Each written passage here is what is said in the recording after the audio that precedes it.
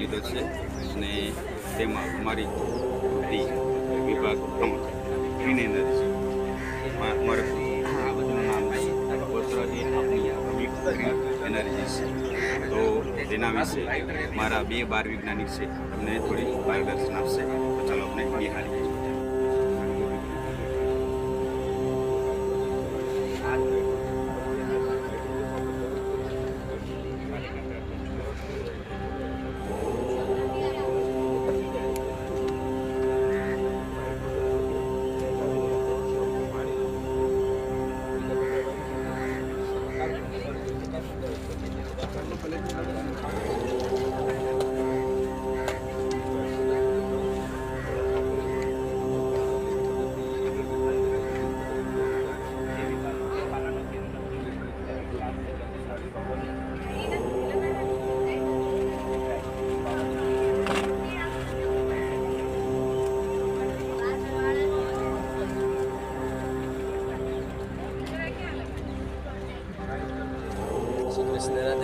સુરત જિલ્લા કક્ષાનું બાળ વૈજ્ઞાનિક પ્રદર્શન 2025-26માં ભાવદર્શન વિદ્યાલયમાં અભ્યાસ કરતો હું પ્રજાપતિ મિત પ્રકાશભાઈ અને મારા મિત્ર ચૌધરી સંકેત રણછોડભાઈ આપનું હાર્દિક સ્વાગત કરીએ છીએ.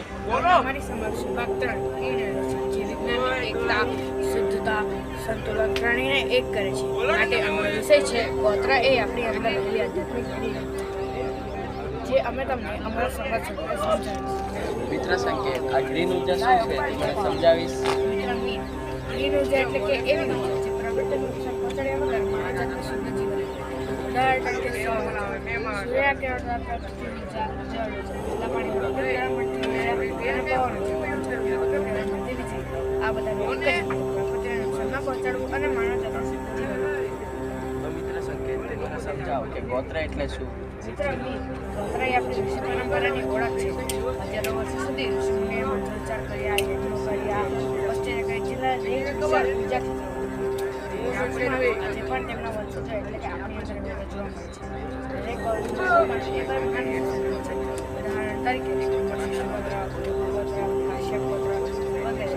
ગોત્ર એ આપણને સંસ્કાર, શિસ્ત, સંતુલન, સ્વચ્છતા, સ્વનિયમ શીખવાડે છે. માટે ગોત્ર એ આપણી અંદર રહેલી આધ્યાત્મિક ક્રિયા છે. મિત્ર સંકેત, ગોત્રને આપણે આધ્યાત્મિક ઉર્જા કેમ કહીએ.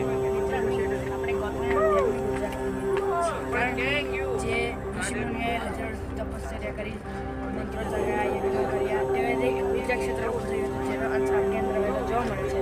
પરંતુ પણ તે ઉર્જા આજે પણ આપણી અંદર જીવન છે. તેના સ્પંદો અને તેનો ઉચ્ચારણ કરવાથી આપણી અંદર તે ઉર્જા મિત્ર સંકેત, ગોત્રને આપણે આધ્યાત્મિક ગ્રીન ઉર્જા કેમ કહીએ. આપણે ગોત્રને આધ્યાત્મિક ગ્રીન ઉર્જા કહીએ છીએ કારણ કે ગોત્ર એ આંતરિક વાતાવરણને શુદ્ધ રાખે છે, જ્યારે ગ્રીન ઉર્જા એ બાહ્ય વાતાવરણને શુદ્ધ રાખે છે. બંને ઉર્જા એ પ્રકૃતિ માટે ખૂબ જરૂરી છે. આ સાયન્સના દ્વારા અમે તમને એ સંદેશ આપવા માંગીએ છીએ કે ગોત્ર એ માત્ર ધાર્મિક શબ્દ નથી, પરંતુ તે આપણી ઋષિ પરંપરાની પરંપરા છે, જે આપણી અંદર રહેલી ગ્રીન ઉર્જા છે. માટે આપણે તે ઉર્જાનું માન રાખવું જોઈએ. આપણી અંદર રહેલી આધ્યાત્મિક ગ્રીન ઉર્જાને જાણવા માટે આપણે એક પ્રયોગ કરીશું, જેનો સ્ટેપ ફોલો કરવાનો છે, જે તમે અમને બતાવશો કે આપણા વાપરવાની. તમારા કુળદેવી અથવા તમે જે દેવી દેવતાને માનતા હો તેમને યાદ કરો.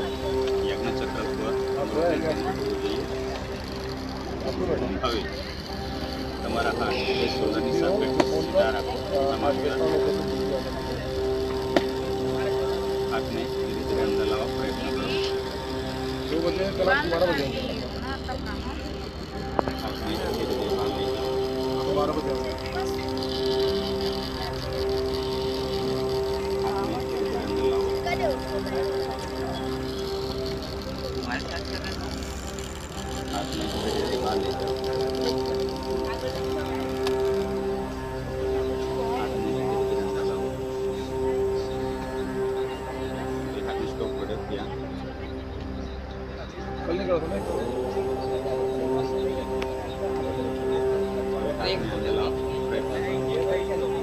पूरा से घुमा के ले जाओ ताकि तुमको दिक्कत ना आए।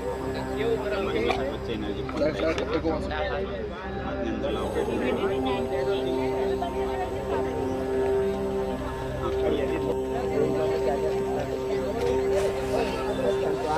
તમારા તમારા માતાજી તમારી સમક્ષ એટલે હાજર થયા છે. હવે ત્યાંથી તમે આ પ્રયોગ નિહાળશો.